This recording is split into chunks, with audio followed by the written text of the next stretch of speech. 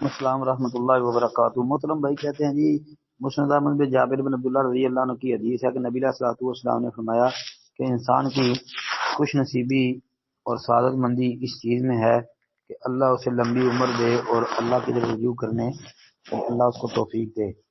جی محترم بھائی یہ روایت جو ہے نا مسند احمد میں اسی نمبر پر 14564 نمبر پر بالکل موجود ہے، اور مسند احمد کے محقق نے اس کو حسن لغیر ہی کہا ہے۔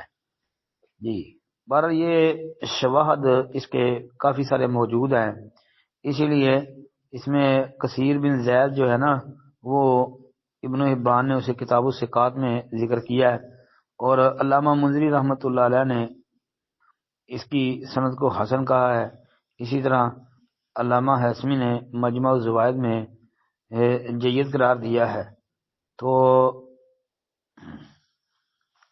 یہ جو روایت ہے یہ امام ابن عدی کی الکامل میں بھی موجود ہے۔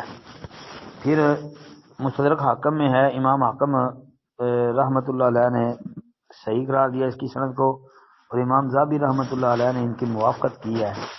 تو وہ جو ہے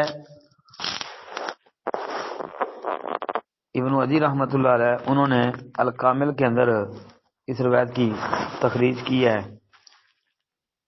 جابر رضی اللہ عنہ سے بھی یہی مسند احمد والی روایت کثیر بن زید کے ترجمے میں، اور ابن عدی رحمۃ اللہ علیہ نے کوئی جرح نہیں کی۔ معلوم یہی ہوتا ہے کہ ابن عدی رحمۃ اللہ علیہ کے نزدیک یہ روایت ثابت ہے، جو کہ کثیر بن زید کی توثیق انہوں نے پیش کی ہے۔ پھر اس کے ترجمے میں انہوں نے جو حدیثیں پیش کی ہیں ان میں یہ روایت جو ہے جابر رضی اللہ تعالی عنہ سے جو ہے 2 دفعہ ذکر کیا انہوں نے، جلد نمبر 7 صفحہ نمبر 206 پر۔ یہ مسند احمد والی بھی پیش کی ہے، لہذا انشاءاللہ یہ حسن ہی ہے۔ هذا ما عندي والله اعلم۔ السلام علیکم ورحمۃ اللہ۔ وعلیکم السلام ورحمۃ اللہ وبرکاتہ۔ محترم بھائی کا سوال ہے جی کہ 2 عربی نبی کریم صلی اللہ علیہ وسلم کے پاس آئے اور نبی علیہ الصلوۃ والسلام سے انہوں نے پوچھا کہ بہتر آدمی کون سا ہے؟ آپ نے فرمایا جس کی عمر لمبی ہو اور اس کے عمل اچھے ہوں۔ من طال عمرہ وحسن عملہ۔ پھر دوسرے نے پوچھا کہ اسلام کے احکام تو بہت ہو چکے ہیں ہمارے لیے، تو یعنی اس میں سے کثرت کے ساتھ جس پر ہم عمل کریں بہتر وہ کیا ہے؟ آپ علیہ الصلوۃ والسلام نے کہا کہ تیری زبان جو ہے وہ اللہ کے ذکر سے تر رہے۔ جی یہ جو روایت ہے نا یہ مسند احمد کے اندر 17680 نمبر پر موجود ہے، یہ صحیح روایت ہے۔ اب بس اتنی بات یاد رکھیں کہ مسند احمد کی جو آپ نے حدیث نمبر بتائی ہے اس میں حدثنا علی بن عیاش، یہ امام احمد بن حنبل رحمۃ اللہ علیہ کے استاد ہیں۔ عباد نے یہ کہا ہے کہ علی بن عیاش کی بجائے اسماعیل بن عیاش ہیں۔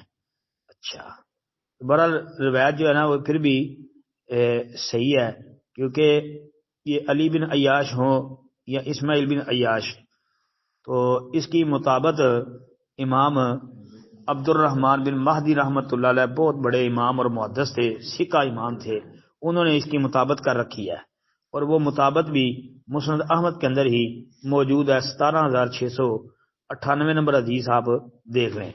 باقی جو ہے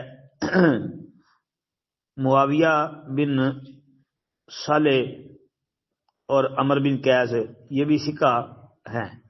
جی مسند احمد کی جو سند امام عبد الرحمن بن مہدی رحمۃ اللہ علیہ کے والے سے ہے نا، جہاں پر میں نے بتایا کہ عبد الرحمن بن مہدی نے مطابقت کی ہے، یہ سند میں عبد الرحمن بن مہدی کے استاد معاویہ بن صالح ہیں، معاویہ بن صالح کے استاد عمر بن قیس ہیں۔